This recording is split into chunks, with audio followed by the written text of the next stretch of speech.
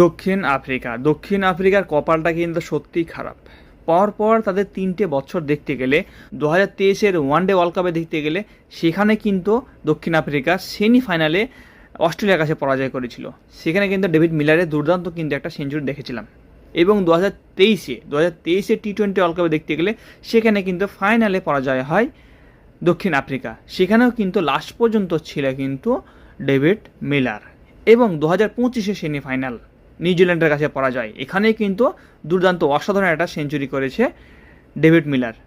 একের পর এক 3টে বছর তারা কিন্তু ফাইনাল সেমিফাইনালে পরাজয় হচ্ছে এবং লাস্ট পর্যন্ত টিকে থাকছে ডেভিড মিলার। তার সঙ্গে সঙ্গ দেওয়ার মতো আর কেউ থাকছে না, বা তার সঙ্গে সঙ্গ দেওয়ার মতো আর তিনি কাউকে পাচ্ছেন না।